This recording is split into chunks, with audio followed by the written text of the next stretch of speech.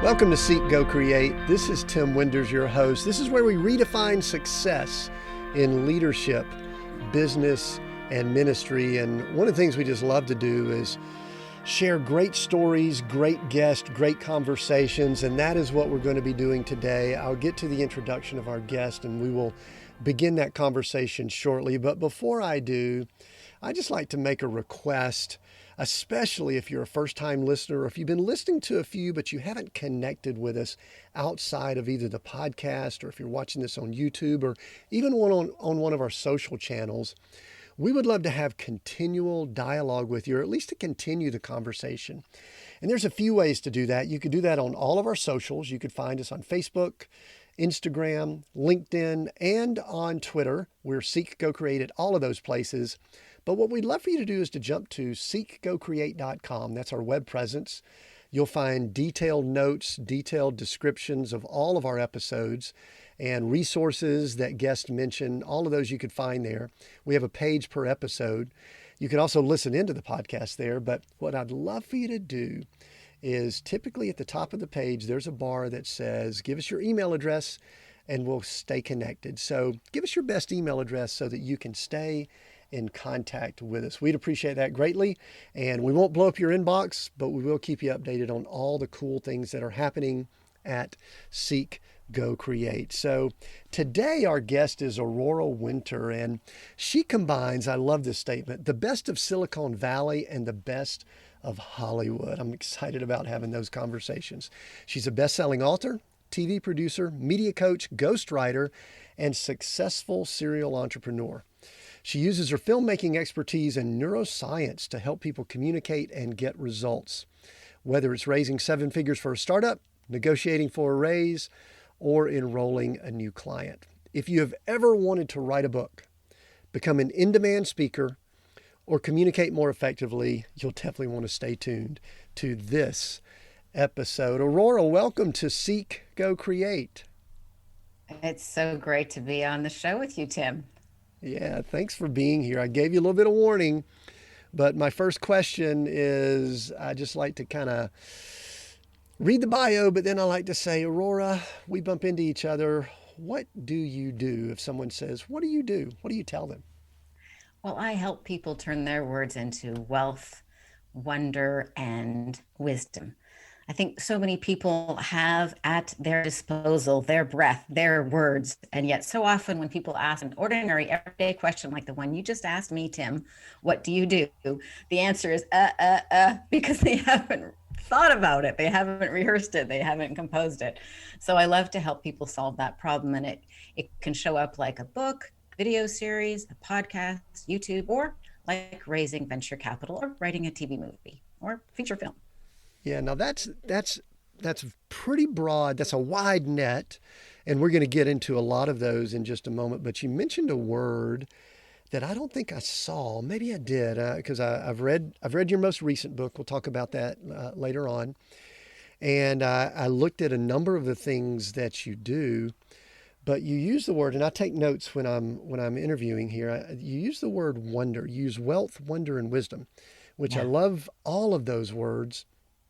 But I don't think I've ever spoken to anyone that has inserted the word wonder into a description of themselves. Tell me more about that word.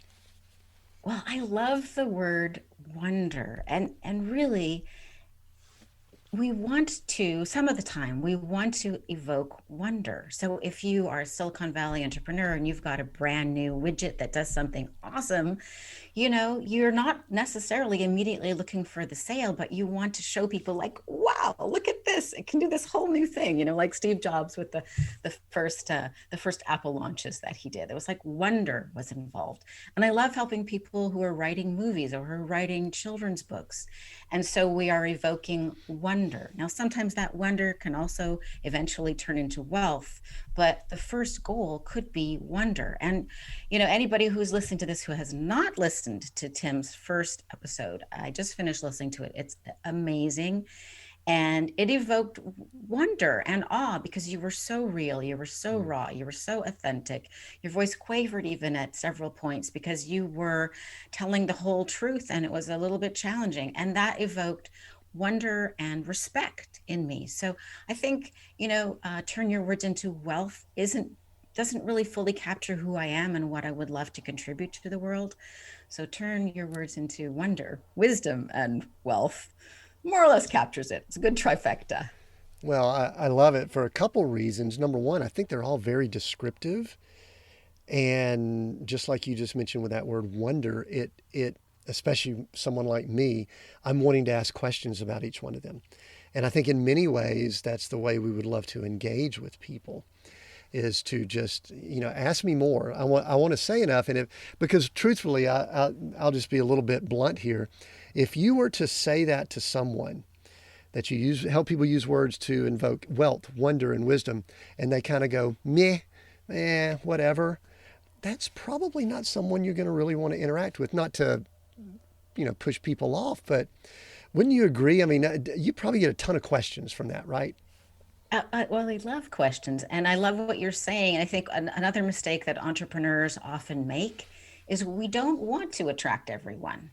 So if somebody hears, Aurora is somebody who loves helping others turn their words into wonder, wisdom, and wealth, and they're not interested, great. Good that we've gotten that clear very efficiently, right? They're not my people. Doesn't mean that others couldn't serve them, but I'm not the right author for them to read, or the right coach for them, or the right person to help them with their book. So good to know. So I think also that is another aspect of communicating effectively. We want to both attract and repel. Like you and I are both, like faith is a big part of our being and what matters to us. Not that our beliefs have to be everybody else's beliefs, but if somebody is like a diehard atheist, they're probably not going to resonate with me as much as others. So fine, good for them to get help somewhere else. Yeah, I agree with that. And so, I'm sitting here and I'm wanting to get off this word wonder because I've got so many other things to ask. But I'm thinking about culture. I'm thinking about society. I'm thinking about all that's going on in the world, the good, the bad, the ugly, all of those things. And I'm wondering, notice how I inserted it there. I'm wondering if we could just all use a little bit more wonder to, to, to just inject that. So anyway, any thoughts on that? Absolutely. One of the things that the pandemic helped me realize, I was going to say confronted me with, but helped me discover, because I was at that time living in Silicon Valley, is that our society in North America has got an obsession with money, and money has value. Money is the definition of value in some ways, but a rich life has multiple aspects, and wonder is one of them. So I recently started rereading C.S. Lewis's The Narnia series, which starts with The Lion, the Witch, and the Wardrobe. And that evoked such delightful wonder in me when I was 9 years old and read it. But as an adult, it also still evokes wonder. And that's a delightful aspect that I think many of us are living two-dimensional lives if we don't have any wonder. Yeah, that's good. Well, I'll move off of that and go to something else that was just very intriguing to me when I was doing some study on you and just reading your information. And it was it says something to the effect of you take the best of Silicon Valley and Hollywood and kind of bring those together. We have on the show here, we've interviewed some Silicon Valley veterans. We've got like probably 3, 4 at least that I could think of top of my mind, people that would be Silicon Valley types. And then we've got some that have been in the entertainment industry. I know one in specific that's coming to my mind from Hollywood, but never have run across anyone that has said they bring those two together. What is that like? And tell me about the best of both of those worlds. Oh, such a great question. Yes, one foot in each camp. I am one of those weird people that is a hybrid. And that's where the value lies in that surprising connection. So, what I think is the best of Silicon Valley is that engineering smarts, the analytical smarts, the technological smarts, super geeks who invent the next widget and can change the world, like as we've seen with major tech companies like Apple and Amazon and Facebook and et cetera taking over the world. But what the failing is often they cannot communicate what the heck their thing does and why we should care. And so, when I was in Silicon Valley, lots of times I would meet with people, and once they spent a half an hour explaining what it was, I know I get it. But that's way too long, right? Most pitch meetings don't even last that long. And that was just to understand why this thing should even matter. So that is the blind spot of those really smart engineers who can change the world. And then I have a lot of experience in Hollywood. I used to be a head of development for Canada's largest film and television production company. I've produced and written films and have a big background there. So what's great about Hollywood is razzmatazz. Showtime. It's the twinkle, it's the glow, it's like, ta-da, catch your attention. But sometimes there's no substance. So combining those two, the really smart eggheads with the, hey, let's get your attention and communicate clearly in a nanosecond. That's what I love to provide. Well, the cool thing about that, and I think you obviously did a great job of describing it, is that they both have a cool, hip, I don't know if sexy with Silicon Valley would be the right word, but let's just go to Middle America, or I'm originally from the South. We look at those two areas and we kind of look at them in a little bit of awe because Silicon Valley has done so much over the last 30, 40 years. Going back to, most people don't know the origin, it was chips and things related to silicon. Now it's just, apps and stuff like that, high tech. And then Hollywood's always been just Hollywood. And so bringing all that together, I guess a big question I have, I kind of love origin stories and how people come to be who they are. And we're gonna get into a lot of book items. And I think I shared right before we turned on the microphone. Oh, by the way, I just finished writing a book. And you went, what? So we're gonna have fun discussing some things. But tell me how Aurora, and we'll maybe do the Reader's Digest, the short version, but how did one gain experience in worlds that many times they're total separate? No one crosses those boundaries. Talk about where over the course of your life you kind of noticed you were just crossing all kinds of boundaries. All the time? Weird that way. So I've always been an entrepreneur. I've always been doing business. My first business sold for six figures when I was in my 20s. Went on to launch three other businesses who were all successful in different industries. So I have this very strong entrepreneurial, it can be done, let's do it. But then I've also been a writer since I was 9. And I first was inspired by C.S. Lewis and the Narnia series. I'm like, I'm going to write. Of course, my first books were mostly coloring of horses and unicorns. But so I've always loved writing, and I've always loved entrepreneurship. And I've always been in awe or in wonder of people who have breakthrough ideas, whether they express them in a book, like I want to hear more about your new book, or whether they express them in something new. And when you hear about something new, it's like, oh, I should have thought of that, like Post-it notes. We should have thought of that. But the person who thought of it, it's like they blessed the world, right? Yeah. Or Time Traveler's Wife. When I first got that idea, I'm like, oh, that's such a great idea. I should have thought of that. Combining two things, right? So let's go back, like, young. Were you that way as a child? Was there something in your environment growing up that fed that? The reason is that I've kind of always felt a little bit of that. People always will tell me, we hear this all the time, you've got to get a niche. You got to know who your audience is. And truthfully, I'm a generalist. I love multiple topics, multiple things. And I'm not in any way saying that that's good or bad. It's just the way it is. But at some point, you had to recognize that you had a lot of interest. And maybe, and if I'm putting words into your mouth, you say, no, Tim, that's not correct, that you could possibly get bored if you did the same thing for like 10 years solid in a row. Yes or no? Yes, that's okay. Definitely okay. All right, good. So and we're on the same page. Businesses. Yeah. But I don't think I started businesses initially from, oh, I better not get bored. My first business, I took honors economics. So that's the business side of me.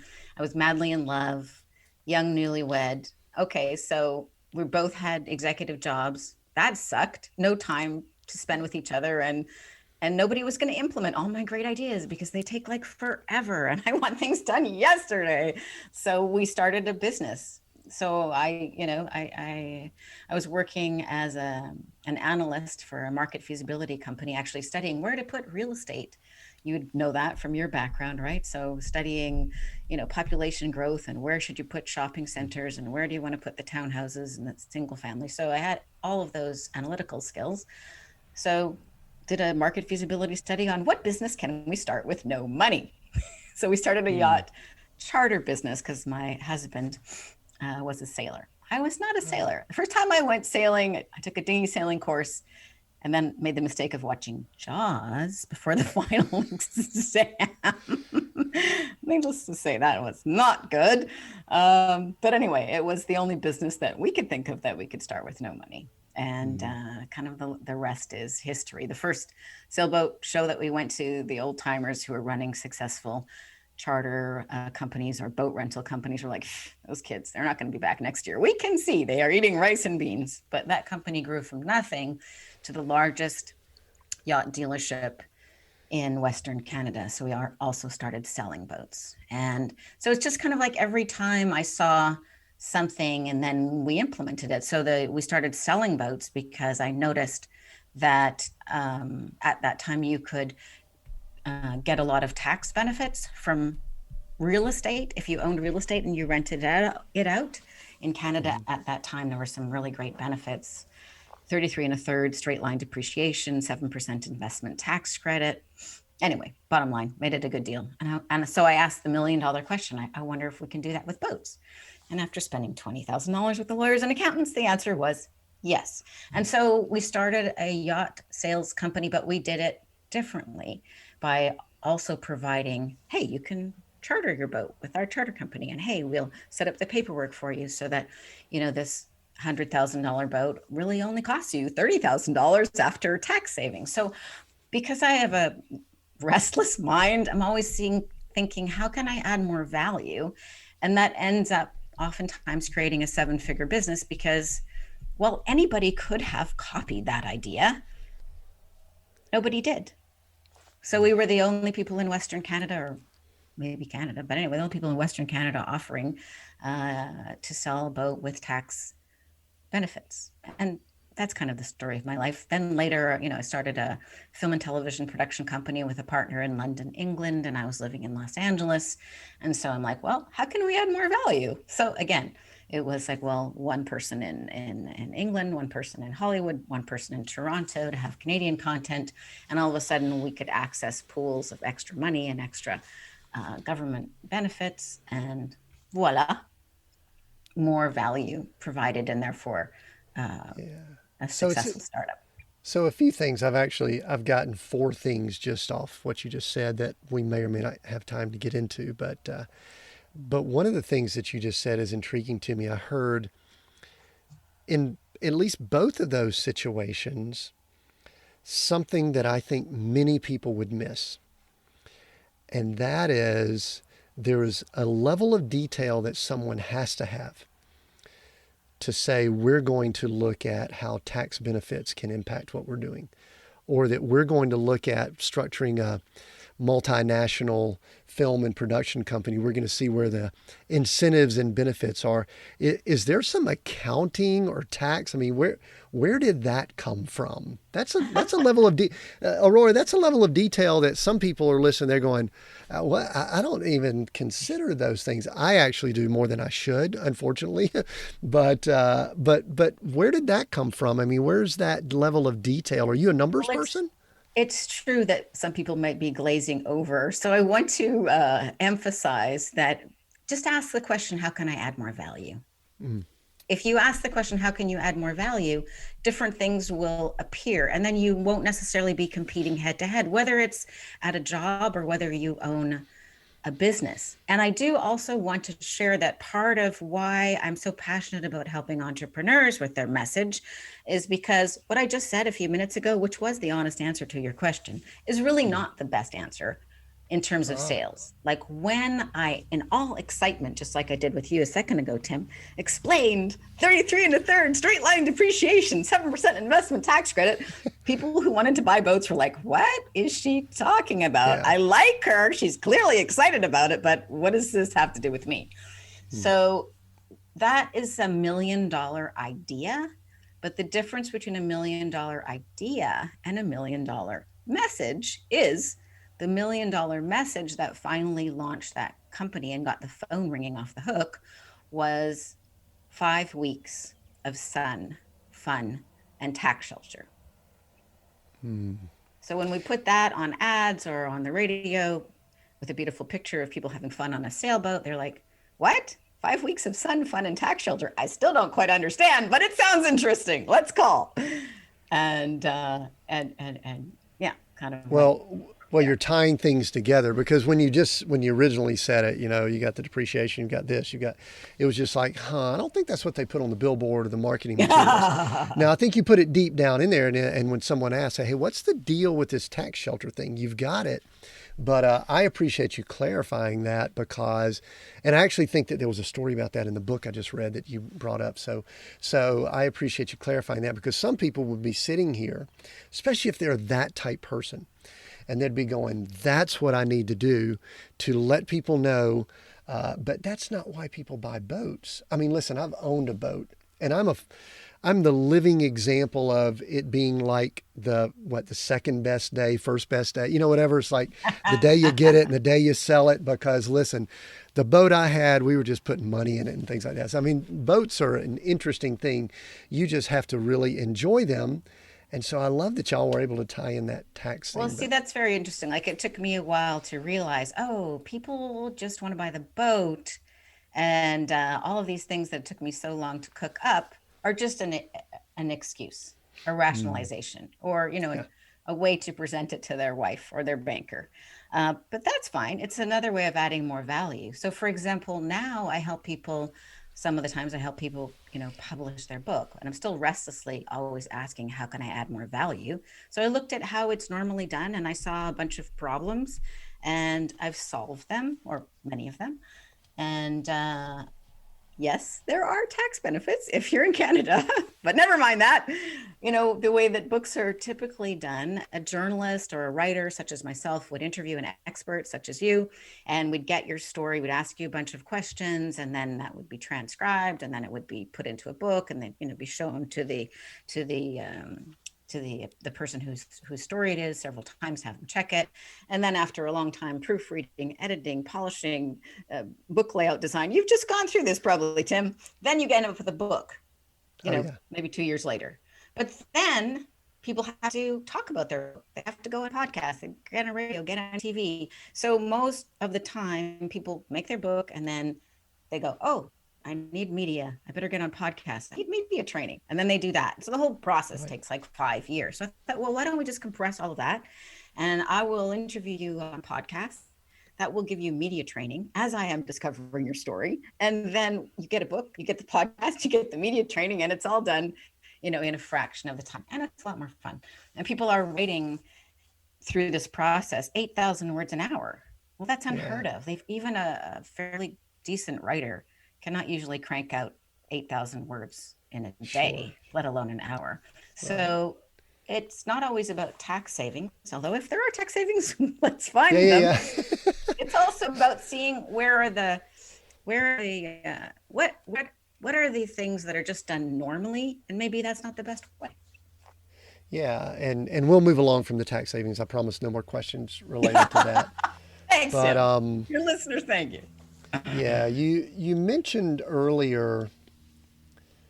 Well, I've got a question, and this is I don't even this is probably a good time to ask it, but I just feel as if you've done so many things in the business world and continue to interact with people to help them tell their best story, to tell their brand, to get their message out to the marketplace. And I don't think this is controversial, but we're in a world that division seems to be everywhere. And there's just so much division between, let's just call it color and male, female, and wealthy and not wealthy and things like that. I just feel like I should ask you, from a female perspective, what have you seen that might be challenges that maybe Tim hasn't seen? And we're not looking to air out a lot of things here or whatever, but I mean, I'd just love to hear from your heart. And then what have you seen that might just be, you know what, it just is what it is, and I've dealt with it. I guess just maybe the real question is, can you talk about the female perspective in all that you've done in some form or fashion? Because I know we've got a lot of listeners that are females, and at times I know that we're in an unlevel playing field. So could you just address that in whatever way you want to? I'm going to allow you to do it however you would like to. Sure. Okay, I'm going to give you what I initially thought and where I am today. So Perfect. as a young woman, I thought, oh, this thing about male, female, like, no, there's no difference. It's a level playing field. I don't want to ever put on the victim hat and play that card. And surely, if I just show up, that things will be, equal. And I don't want to I didn't want to reinforce. I still don't want to reinforce any ideas Yeah. of less than. And my mother would always be talking about the patriarchy and how things are not even for women. And I'm like, Mom, come on, get with the program. Now I'm older and I realize, you know what, it's true. Sometimes women are not heard. And even just the timbre of our voice, I have a fairly low voice for a woman, but sometimes people just don't hear a person who is a woman or hear a higher voice. I'm really passionate about helping people be heard. And part of that is about communicating effectively and understanding the neuroscience of communication. And that applies equally to men and women. On the other hand, I think that it is true, women are not heard as much, but women are better listeners. So we have that advantage, generally speaking. All generalizations are false, but generally speaking. Yeah, I love that you brought up the neuroscience that we mentioned in the introduction, because that was I think that is a piece of it. And you brought up something, and my wife and I have had long conversations about it. We went to a church at one point that they had males and females that were preaching there, and I think that's a good thing. I'm all for that. I know some people that's controversial, but whatever, they can live with it. But there was also a female that preached that I don't know how to say it any other way, that she really yelled a lot. Okay, this was a Pentecostal, we were kind of one of those churches. And my wife would kind of nudge me at times. She goes, "You're not paying attention." I said, "I'm sorry, I'm just kind of checking out." She goes, and she would kind of get on to me and she goes, "Do you have a problem with," because men would do it, it wouldn't bother me as much. And I don't know what it was. Maybe it's because my mother yelled at me when I was growing up. I don't know. I don't know what it was. But I find it fascinating. And I've had to really look at myself and say, okay, is there some people that I tune out because of something? And you And know what what I do you really, think?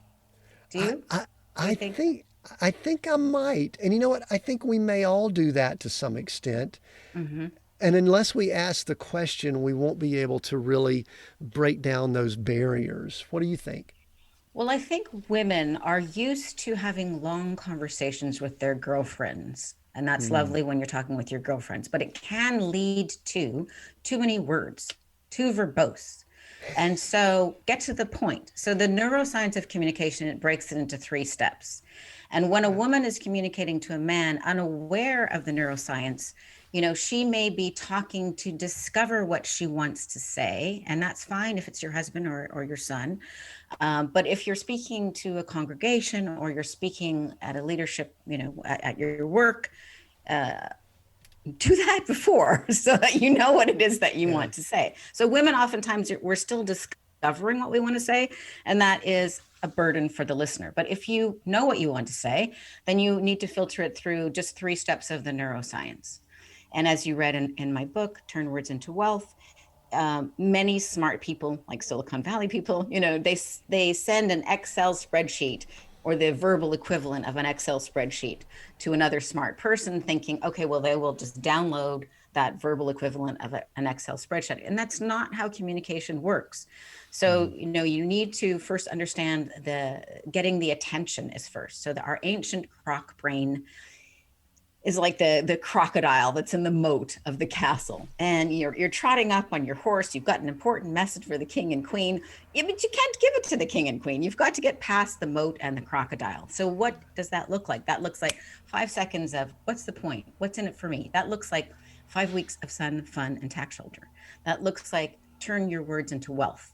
Okay, we got the point. Or, in your case, it looks like redefine success, right? Snappy. There's a value. Oh, I want to hear about redefining success. So I'm listening. Okay, that's step 1. Caught the attention with value for the listener. So then the step 2, the drawbridge comes down and you're on your horse and you trot in. Well, you still can't give your message to the king and queen. They're not standing waiting by the drawbridge. What's inside the moat is the social brain, or this, the knights, and you have to pass the social sniff test next. And that is asking question like, what is the status of this person? Who sent them? Who else has done business with them? So for example, my clients who become authors, all of a sudden they've got more authority. Or my new book, Turn Words to Wealth, just won Best Business Book of 2021 by the Los Angeles Book Festival. And it also got the Literary Titan Award. So these things are like, oh, okay. Literary Titan thinks she's okay. Los Angeles Book Festival says she's okay. Tim is interviewing her. Maybe we'll listen a bit to Aurora, even though she talks about tax shelters. Okay, so that's the social thing. It's like, where are you in a status, setting? And then if you're lucky, you get led into the inner chamber and you get to deliver your message to the king and queen. This is where your question about male, female also comes to play. So just as if you were in the Game of Thrones, you want to address both the king and queen, otherwise off with their head. And that means varying the story component with the statistics component. Don't give all numbers. Don't give all statistics. Don't give all stories. See if you can braid those things together and provide both of them. And then again, be aware, if you give the 5-second answer and then people want more, then you probably have permission to go on for 30 seconds. And then if they ask more, then maybe you have permission to go on for 2 minutes. And even if you've got 20 minutes of content to give it in little chunks,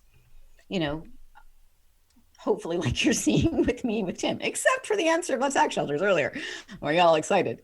So he's asking me more questions, and that is a clue that the person wants more. And where people glaze over when men and women talk is like, you're making the person do too much work. What is the point? Especially men are wondering this a lot of times when women are just trying to discover what it is that they feel or think, or women, and then jump in to answer and solve the problem, but women are still not certain. What is the point? What is the point of the story? You have to know what is the point of the story. Does that make sense, Tim? No, it makes total sense. And I appreciate you sharing that. And I'm not really even sure where the question came from, but I love the answer. So, because what it was is it enabled us to highlight the importance of, I don't want to say the process, but I think what so many of us do, especially in a high stress, highly divisive world, we communicate like we want to be communicated with, without any thought or recognition of who we're communicating to or whatever. So I love the 3 steps that you went over. I was taking notes here myself, and I think that's going to bring value. I love the word here. It's going to bring value to the person listening. And so, I've got one more, I guess I'll call it a general question before I want to begin going into why everyone, leaders, entrepreneurs, need to have a book. But it's kind of something that we started discussing before we even hit record, and you've brought it up a few other times. But we love to talk about success here on Seek, Go, Create, and we really like to talk about how We have either made the decision to, or we've been forced to redefine success. Can you think of some examples in your life that you could share where you either have made the decision to redefine what success looked like, what it meant, or external catalytic events, something forced you to shift that paradigm?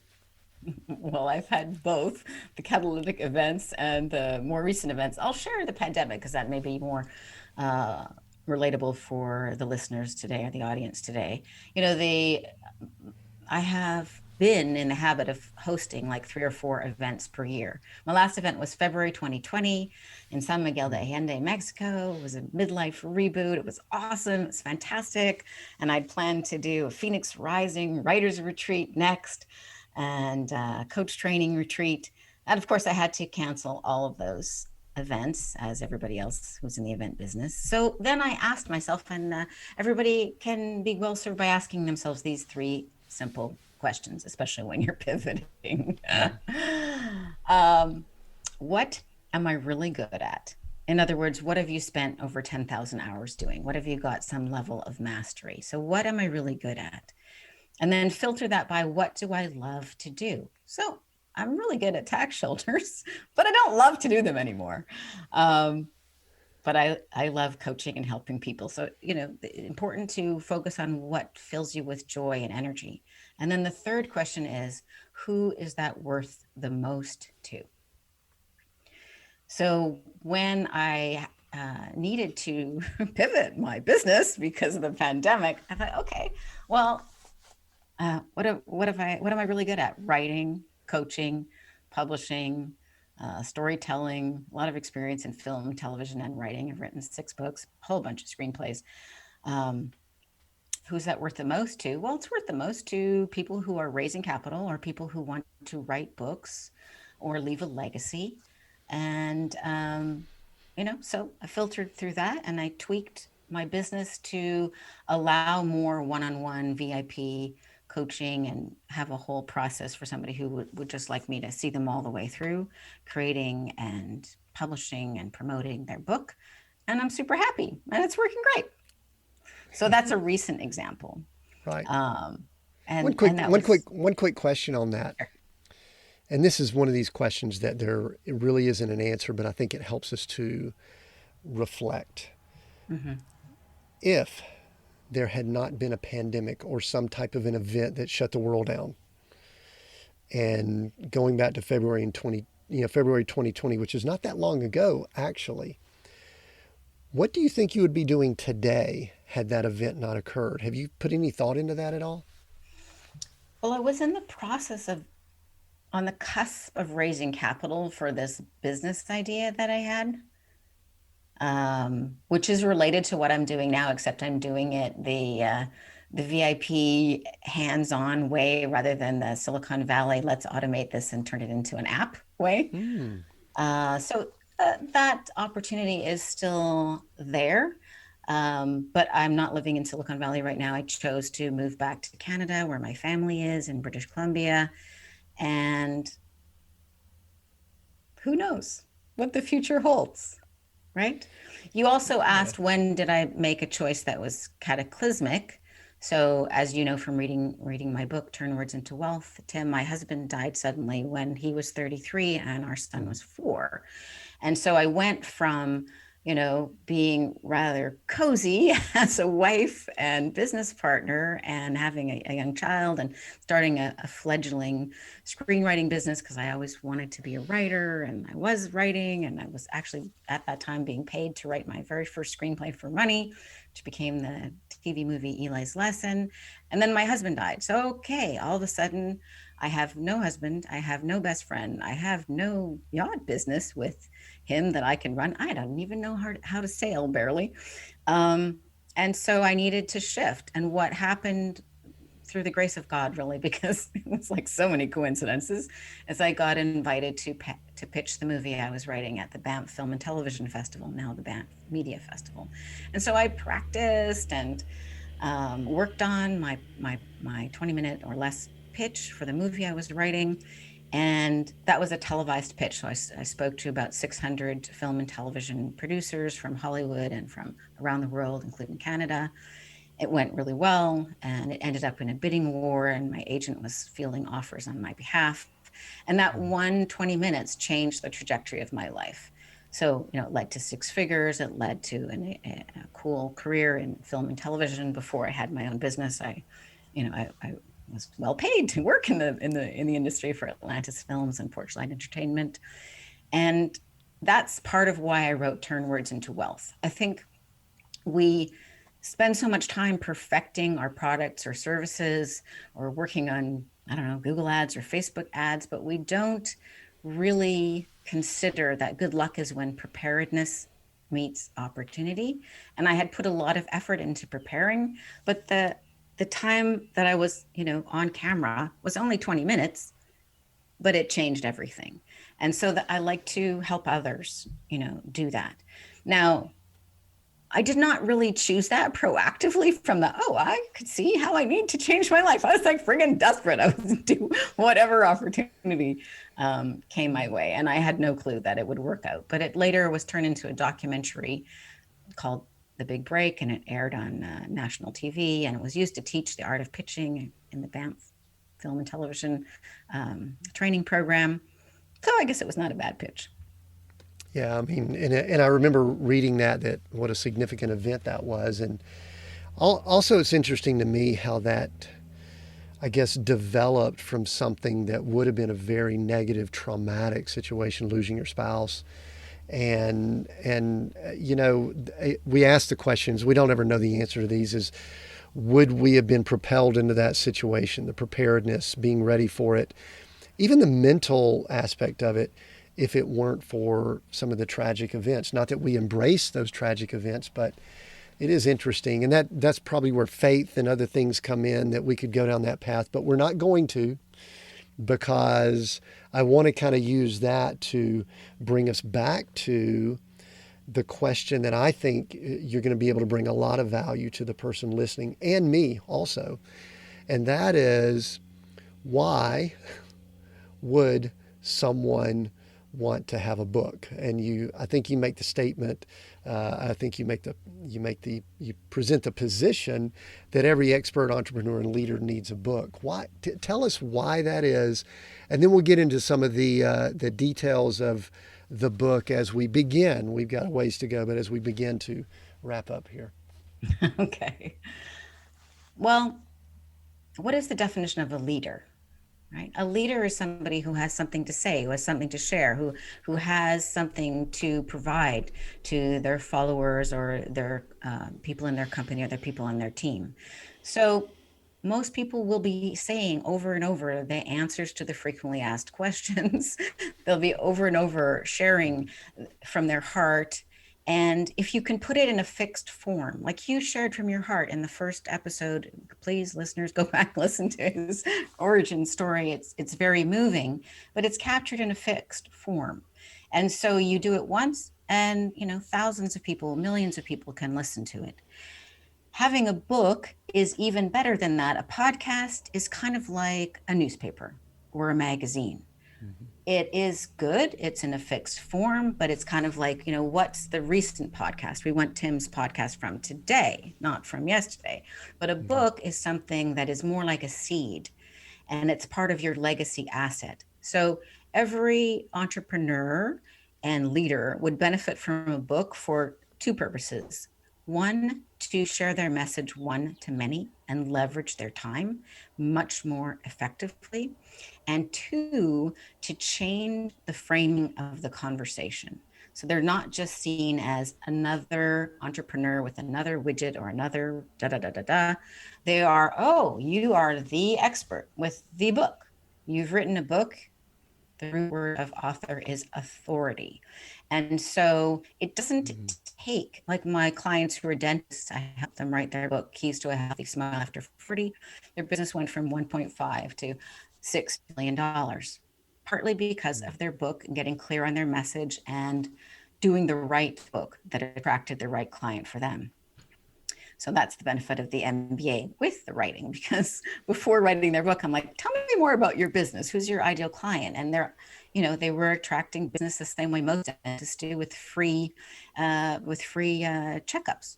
Well, that just brings a bunch of people, but maybe that person will spend $200 instead of 5,000 or 10,000 as somebody over 40. So Keys to a Healthy Smile after 40 brought them their ideal client and positioned them as the go-to experts for people who wanted help with their teeth over 40. There's many other reasons to write a book. You learn so much, and we haven't even talked about your new book, Coach. I'd love to hear what your feeling is about that. But I think even the process of writing it is so valuable because you get more clear. What was your experience? Well, just like you were saying, and that was going to be my follow-up question, is that there is a very introspective, reflective, learn a lot about yourself. I mean, I physically wrote. I did not go through the efficient process that I know you discuss and teach and work with people on. These two fingers is my joke. They typed out all 70,000 words. And except it was like type, type, type, backspace, backspace, type, type, type, back. So, but I do think that I know I learned about. In fact, there are times that I wonder if the book was more about Tim learning more about himself than all the people that may read it. And I'm excited about that. But I guess give a perspective, and you give a lot of examples in the book, and I'm going to recommend people get that and read through it, of people that have used this process.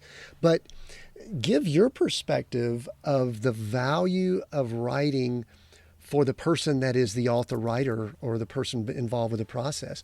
What all do they really gain? And let's take it. Let's don't really look at the the $1 to $2 million business. All that's great. I love all that. But you kind of know the way we define success a little bit here. A lot of it is internal. What are some of the internal things you've seen people go through in this process?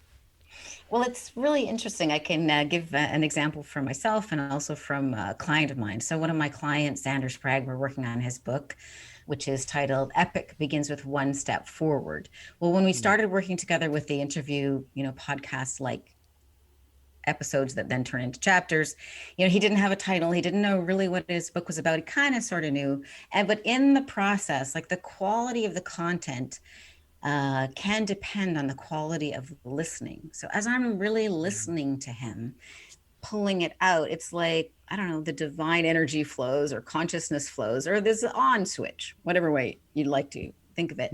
And he was full of ideas. He came up with the title, Epic Begins with One Step Forward. And then he's like always texting me, what about this? What about that? And so there's an aliveness around the creative process, especially for people who don't like doing the typing that you did, if somebody is listening. For myself, I write lots of different ways, including the typing, although I can use all 10 fingers. And I find that what happens when I'm actively writing something, like as I was writing Turn Words into Wealth, and then I'm listening to a podcast, I'm like, oh, I need to put that in. Like Joe Rogan said, that's got to go in. And so then it makes your whole life alive and more like the lights are on, because you're always listening for, how does this relate to my topic? How could I add more value in my book? Oh, maybe I could slide that little bit, in there. And I don't know, I just feel like I'm alive when I'm writing. For me, when I'm in the flow of writing, I don't feel like I'm writing. I don't feel like I've got the book. I feel like the book's got me, like it's flowing through me. It needs to be born kind of energy. And so I can it's not thinking it up. It could go as fast as I can type, or as fast as I can dictate. So there's so much value. And on another level, on a non-business level, like my first book, From Heartbreak to Happiness, is my diary of healing after my husband died. And that, I just decided to publish it because it was, when I stumbled across it years after he died, I was like, whoa, that was a ride. And I wanted to give that gift to other people. Because when you're living through something horrendous, like you went through bankruptcy, you were so honest about that. Well, going through the death of my husband was like, should I just shoot myself now and get this over with? But reading my diary, I mean, when I flipped it open years after and read it for the first time, it took me 2 hours to read it, but it spanned like more than a decade. And so you could get the sense of the forest for the trees. And as I edited the diary that I had written in the aftermath of his death, so much shifted in me. I healed so much. And I had a whole different perspective because I realized I many times prayed for something. And then 3 months later, I would receive it, by which time I'd forgotten that I'd prayed for it. But when I Mm, edited my diary, I shifted to realizing from thinking that God hated me and had, sent mm, this to me as a punishment for something I had done wrong to, oh, actually, I do live in a supportive universe. And the things that I prayed for did come true. And I just felt a whole different sense by looking at the forest rather than looking at the trees, which you probably experienced with your bankruptcy, which you shared so honestly about. right. And the thing that's, I guess, so beautiful about a book like you just mentioned is that there is a lot of therapy involved for you writing it, like you just mentioned. But then there's also therapy and healing for someone who may have gone through something, I don't even know if similar matters, but they're just going through something, and to know that there are other people out there that have moved through that, been healed. That doesn't mean there's not scars there. There are scars. We can't eliminate some of the scars from those things. But you know what? There's life after those scars. And so I think it's beautiful. That's one of the things that I have noticed about myself in this process is that it has been somewhat therapeutic because I would not have considered myself a writer. I talk, I flip on the mic, I get up on a stage and I talk, or I man of action, business. And so, but you know what? I really do think that the Lord wanted me to slow down and Mhm. capture some of these things. And I believe that's what happens with a lot of people that you interact with. They need to get a story out. And I love that you help facilitate and help people do that because you and I know, I don't know what the percentages are, maybe you do, of the people that say they have a story in them that never get it out. Do you know, I mean, do we Yeah. know those numbers at all? Well, the numbers I do know is 80% of people say they would like to write a book. Most first time authors take on average 3.5 years and then oftentimes never publish the book. So I love everybody to appreciate the value of their authentic story. The things that you've Mm-hmm. lived through, your expertise and your life experience can be valuable to others. I mean, my mother died recently, and as you know from reading my book, Turn Words into Wealth, Tim, when she passed, I was grateful for two things. I was grateful that I was there when she took her last breath because she was there when I took my first, and that felt right. And I was also grateful that I had interviewed her several times, several months before she died. Yeah. And we've got about 8 hours. I can turn that into a book. But even before turning it into a book, I shared it with family. And those stories, the details of her growing up in the pioneer in Alberta and the details of her life won't be lost, even though she told me the stories many times, that not Right. listening thing that kids do, or just, fading the specifics. So I'm really grateful that I've got that. So there's also that legacy aspect, the things that we take for granted that we know so well, other people's don't. And they may be praying for your message, for your story, Yeah. for your book. That's really cool. You know, we interviewed, I can't even remember when it released, but Mitzi Perdue, who's from two families of legacy going back to the Sheraton hotel chain and Perdue.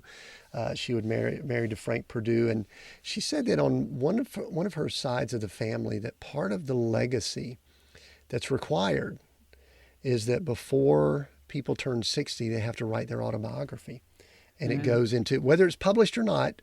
But the actual writing of it, they actually keep a library. That's the family library that everyone prior to hitting 60 has to write there. I said, that is phenomenal. You would love that, wouldn't you? I would totally love that. Yeah, I totally Yeah. love that. And I love books. Like, I've been mentored by so many people who are no longer alive, like Ralph Waldo Emerson. He's one of my mentors. C.S. Lewis is one of my mentors. Wayne Dyer, actually, I met him. He endorsed my first published book and gave me a big hug. He's passed on now. Like, one of my mentors. Oh, That's the value of a book. A book is like telepathy that can yeah. travel over time. So a lot of people, I'm just probably in some people's heads, they've got this.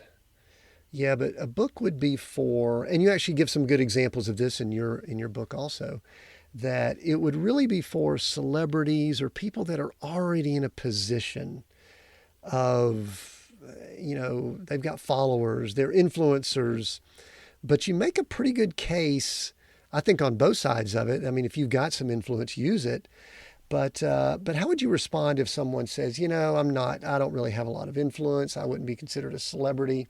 I'm not sure that I should consider writing a book, anything. I don't think it would go over Well, very there's well. multiple ways I could respond to that, but I Go feel ahead. like the deepest answer is, who are you to dismiss who you are?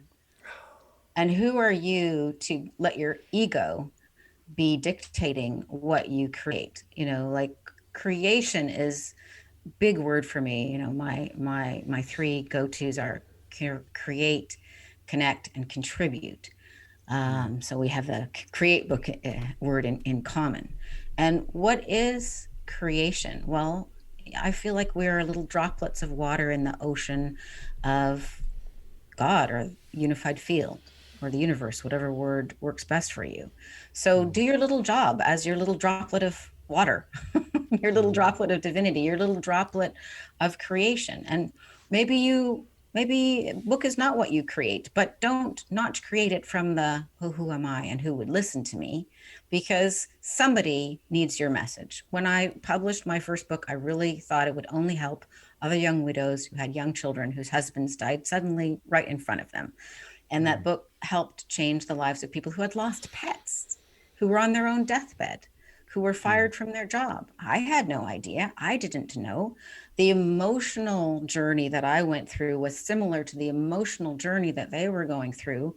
And it reassured them, hey, Aurora managed to get through it. Maybe I can too. So who are you to dismiss and discount what you have to offer before you even offer it? yeah, that's. I love that deep answer because we could have kind of glazed over the surface. Oh, you just need to write a book. You need to do it. But I love that everyone's got a message and there's someone that needs to hear that message. Yeah. And that's what I keep reminding myself. I mean, we do what we do with podcasts and things like that. And sometimes we do it and we're not sure who all is out there. I mean, we've got metrics and we know that good things are going on, but it is Well, you're this. going to give a little tease about what Coach is about, your book Coach, that's coming out I sometime will. soon. I actually just recorded an episode yesterday where I read a few excerpts and talked about it. It is not a biography, but it's in the genre of Greatest Salesman in the World, the Og Mandino books. And it's what I call fiction with purpose or fiction with a mission, where there's story, there's fiction, but there are some learning points and teaching points. And so, anyway, thank you for asking, and maybe you and I can talk offline about that some because I think that would be fascinating for you and I to discuss. But yeah, it's been a fascinating process. But the reason I asked what I just asked is because I have noticed I would definitely, prior to a lot of the things that went on with us financially from '08 to 2013, I would have been considered probably not just confident, but I would have probably been pegging the arrogant scale, that I thought that, if I ever do this or say this or whatever, everyone wants to listen, everyone wants to buy the book, whatever. That's changed quite a bit. I believe that I've been humbled but I still have pretty decent amount of confidence in what I do. But I could tell you that the writing process and reading through it, there have been mental battles that have gone on going, I can't picture someone like Aurora reading this and looking and going, yeah, this is pretty good. She would probably read it and go, I don't know. And so, but that's a battle. And I'm sure in the position you're in, you help people work through that probably, don't you? I help people work through that, and I help them make their book better also Uh-huh. with editing and with polishing and making sure that it's got a solid structure. Yeah. So, you've done over 100 podcasts now. I bet this podcast is better than your second podcast. Your first podcast was amazing because Yeah. you were coming from the heart. It's a skill, like any skill. You get better Hmm. as you go. So there, the primary mistake most people make is they don't have a structure that will hold their words, and that needs to be resolved. But then also to take the time with polishing and editing. And not sure where the question was. I've forgotten what your question was. Well, the mental part of it. I mean, because one of the Yeah. things I noticed, I mean, I was getting words on paper or words on digital, but there were times I was like, going, "Wow, this.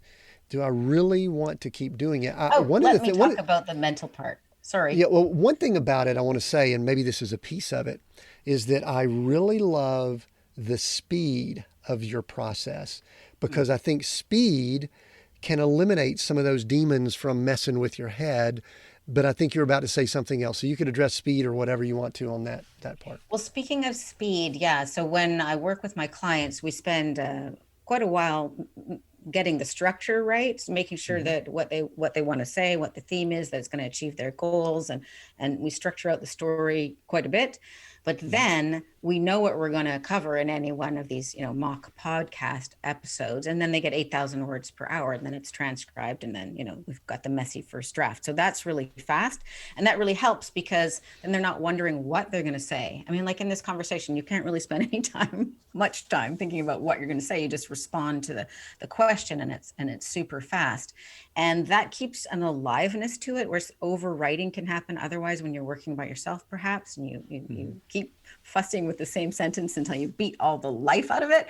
But what I want to say about mindset, everybody has moments where they think, I should just tear this whole thing up. I am the worst writer on the planet. I can't believe anybody would read this. I don't even want to read it.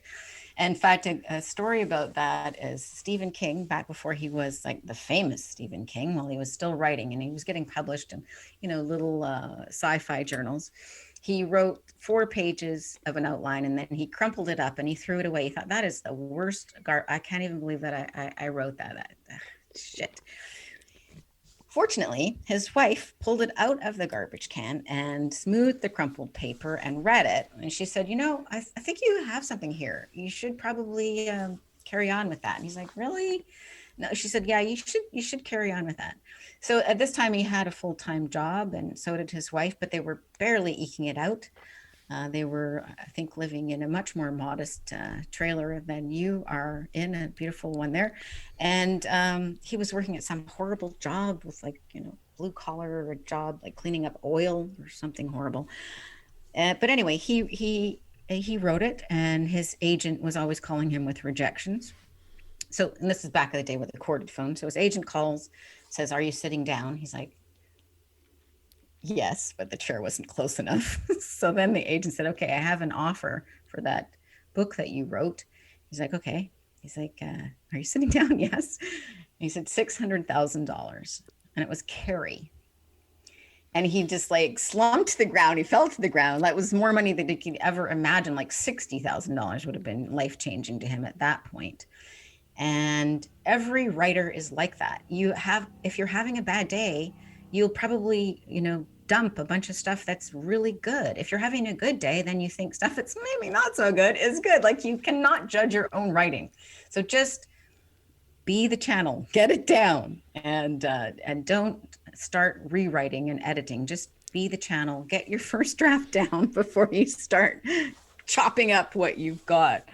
And speed does help, because the other problem first-time authors have is they're not clear on their story. So one day they're writing this story over here, and that's a fine story. And then 2 weeks later, after they pick it up again, they're writing more this story, going in a different direction. Either of those directions were fine, but half of one and half of another leads to a hodgepodge. So how does that resonate with your own experience writing? Yeah, no, it really does, because I've taken time to do it. There are times I've picked up and it's just flowed, and then times I'm like going, what are we doing here? Where am I at in the story? Who are the characters? I don't even know what I'm. So yeah, that's a great point there. A couple things as we wrap up here, because I know we're watching our time. What? All right, let's just say we're gonna recommend people get your book, and we're gonna mention how they can do that in just a moment, or how they may even be able to work with you personally. But let's just say someone's listening in, and let's just say we have planted a seed that they are thinking to themselves, I've kind of thought about a book, but I've never thought about it this much. Aurora, what would you recommend they do next? And again, we're going to tell them to get the book and possibly work with you, but just what would be like a good thing for someone who they might just be getting a little bit of a stirring about Okay, well, they writing a can take book? my 90-day challenge, which I mentioned in the book, but they don't have to read the book even to get the challenge. I'll tell them Okay, quickly. So perfect. it's a 90 days challenge is to write every day, read every day, and then reflect once a week. So writing Nice. every day could be as little as 5 minutes. Get out your journal and just mind dump. What are you thinking about? What's going on? And to do that, choose that practice for 90 days and then read every day. And again, it could be as little as 5 minutes. You could read Coach, you could read Augmentuna, you could read my book. Not the newspaper. Read something, inspiring, hopefully. Read the Bible if you like. Read good, something good that's going to inspire you and not work related. And then once a week, perhaps on Sunday, reflect. So scan what you wrote, scan your notes if you made them from what you read, and just notice if you keep complaining about something, maybe you should do something about it. Or if something's alive in you, then maybe you want to write a little bit more about that next week. And just choose this as a practice. I promise if you do this for 90 days, you will come out a different person and you will be much more in connection with yourself and what matters to you.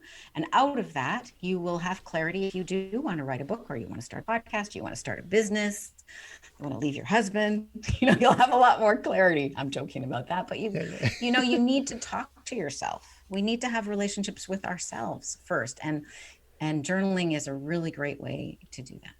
Sure. Yeah, I love that. And I know for those that are listening to this, I'm sure that our notes will be outlining that challenge. So that's a great challenge for everyone. Aurora, where can people get in touch with you now? At the time we're recording this, I believe that the book has just released. We're in early May. People might be listening in via YouTube or the podcast later in the summer. So where can people get in touch with you? Where do you want them to go if they say, I need to contact or connect with Aurora? If they'd like to connect with me, two best avenues. One is my website, aurorawinter.com, and you'll find out all about me there, Aurora, winter, like the season, unlike your name. Yes. Sounds the same, but it's not the same, .com. And then LinkedIn is great. LinkedIn.com/in/Aurora Winter will reach me.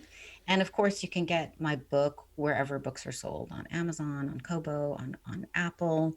So Turn Words into Wealth, I think, is a good place to start if you're interested in writing or interested in communicating more effectively and more powerfully. Or you can just listen to this podcast again and then do the 90-day challenge. Read, write, review. I did read the book in the last few days. I'll tell you, it was excellent. I enjoyed all the, I guess, the technique type items, but I think I really enjoyed, and maybe it's from where I'm at right now, I enjoyed all of the stories, all of the examples, I guess, that you gave of what books have done for I would say regular people, celebrities and all. You really put together a lot of stories in there that if someone were to read it, it would be very difficult for them to say, nah, I don't want to write a book. I mean, you really, and that was intentional, I'm sure.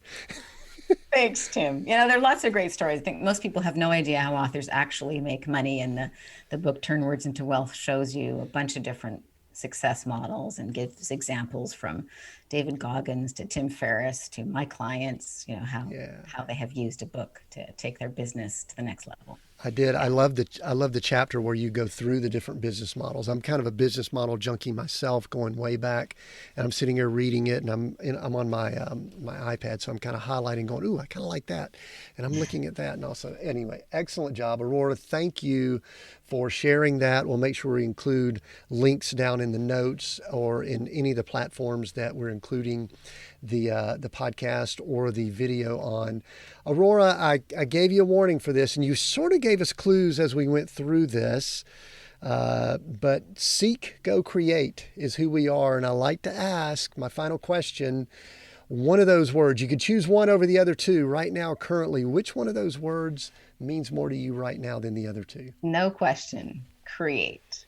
And I think why? that's where we add the most value, and in every way, we're creators as business entrepreneurs, as leaders, as authors, as podcasters and YouTubers, as you are. So create. I think E- everybody can create something new, and I love creating. Yeah. Excellent. I love that. Thank you so much, Aurora. I appreciate you sharing with us. One of the things that I know I'm going to take away from this is how you started with that word wonder. And a few times throughout the episode, you mentioned something about a restless mind or restless mindset. And I'm going, that's what wonder is. And I just love how that kind of came out. That'll be my theme for this episode. And if you've been listening in, I know that you've gained value. I appreciate you listening. I know Aurora appreciates you listening. I recommend you go get her book and the resources that she has. And we would love for you to continue the conversation, like I said at the beginning, on all of our socials, on our website. You can comment, you can ask questions. I'll even pull Aurora back in if there's something that you have that you'd like to ask her. But definitely take this episode and share it. That's my big ask, is that you share it with people. You can do it on your social.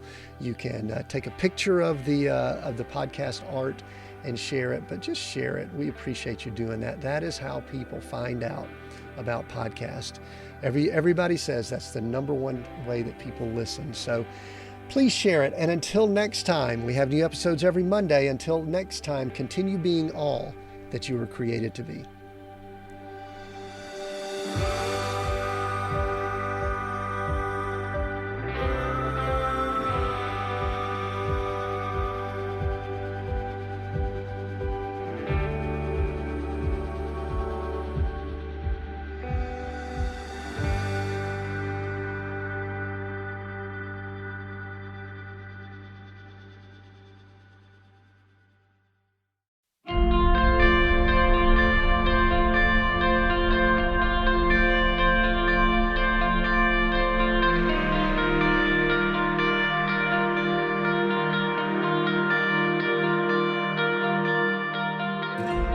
Welcome to Seek, Go, Create. This is Tim Winders, your host. This is where we redefine success in leadership, business, and ministry. And one of the things we just love to do is share great stories, great guests, great conversations, and that is what we're going to